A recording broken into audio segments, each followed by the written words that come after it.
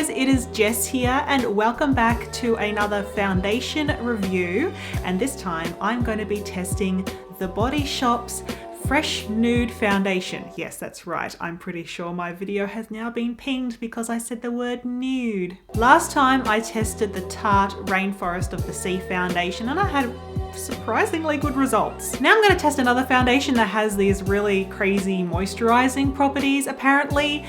Let me just read the website for you. Okay, so this stuff is apparently meant to moisturize your skin for 24 hours. I don't understand how a foundation moisturizes for 24 hours. Does it leave something on your skin?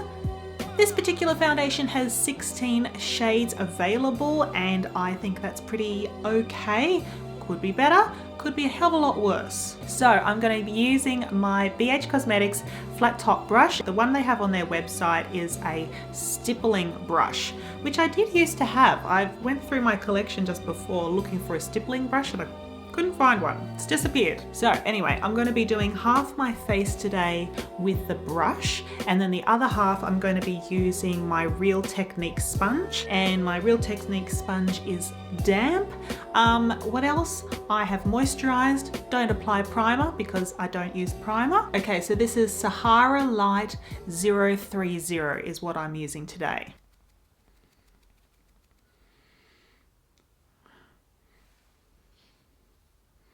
This stuff has a really strong scent. Now on the website they did say that this has rose water in there.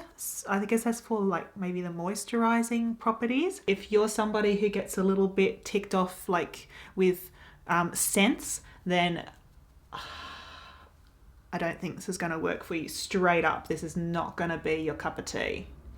So there we go, that's one side done. And I feel like it's not like a super thick full coverage, but I would say that it's like medium to full. I feel like it's given really an even finish using the sponge. So if you're a sponge fan, I think you're going to be totally fine using this. It's just looks fine. So that's like before and after. There's maybe a few little darker areas on my skin that are kind of poking through a little bit, but it's not huge. So far, I feel like this has a pretty similar finish to the Tarte Rainforest of the Sea that I tested last week, just because it's giving more of like a really gentle sheen, not like that super shiny finish. It's just a gentle all over sheen. Now we are up to the brush. Here we go. This is what they prefer. I'm using about that much at the moment on my brush.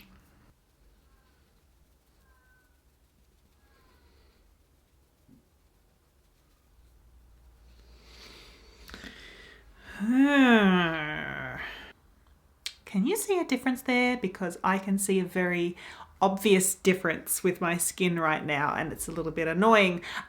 So, you know, sometimes with your foundation, it's a good idea to kind of let it just sit and start to kind of melt into your skin a little bit more, because once it hits your skin and it starts heating up, it can even out a bit. But, I didn't really like the brush. I don't understand.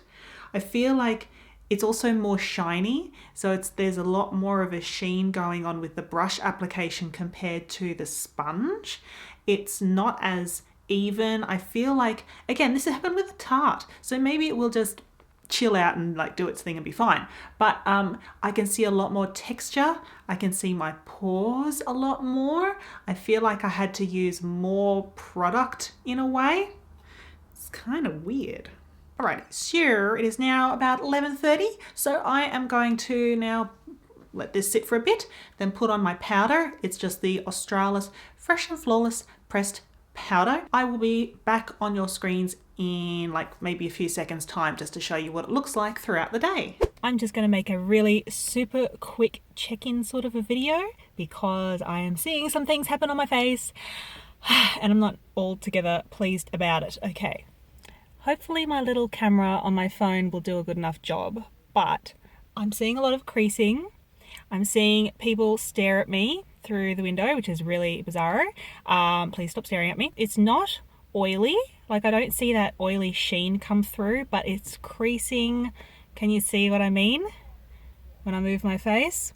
And the brush side of things is holding up a heck of a lot worse than the sponge.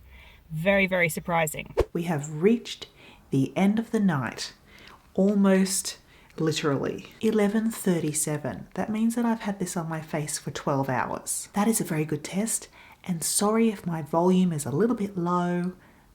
People are sleeping. I'm just gonna scooch you in a little bit and you can see for yourselves exactly how this has performed after 12 hours.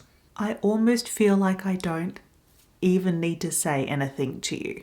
Just look. The main problem areas that I have seen, look at this. This is not good, especially this. This is especially bad.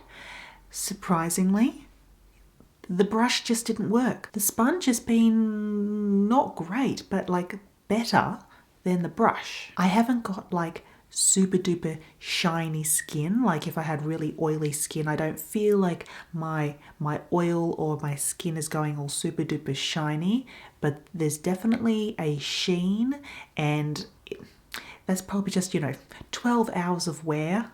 You're gonna get something going on. But it definitely did not survive my nose, didn't survive the smile line, at least on one side. This creasing? What? And seriously, I do feel like the sponge side has outperformed the brush. All right, so something that I do want to say to you, and I'm just like rearranging my camera here.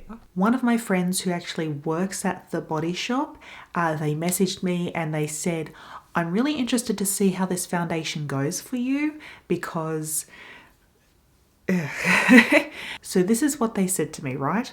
With this particular foundation, you need a really good primer, you need a lot of powder. You also can't really be wearing this outside. You can't be wearing this in the heat, in the summer, just in general weather. Because I said to them, the clay matte foundation that the Body Shop has, I've tested that in the past and I really liked that, and I thought it had fantastic longevity. My skin looked great. I will link that for you guys down below if you want to check that out. But that one was like, yes, awesome. This one, look, it's not the worst foundation I've ever had, that's for goddamn sure, but this definitely is not up there. And especially after I've tested a series of different foundations that have just like, they've really pushed that bar pretty high. This is kind of punching kind of far below, and especially if you can't wear this outside of a cubicle, that's a problem. Is it because I'm not wearing a primer? I think that's a ridiculous excuse for a foundation. You're not wearing a primer, therefore sliding off. No, that's crap. I don't accept that from a foundation, okay? I don't accept that from a foundation. This is the first time in a long time, guys, but I can't recommend this to you unless you are like an office worker existing in air conditioning. I don't know how this is really going to pull you through the entire day. Am I wrong? Tell me I'm wrong. Let me know what you think down in the comments below, because I'm very interested to hear if any of you had a different experience with this one. Because yeah, this is a no. This is just no. I will be back on your screens next week with some more skincare content and possibly also another foundation review.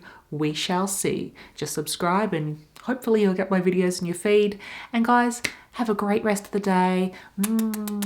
Much love to you, and yeah, I'll catch you later. See ya.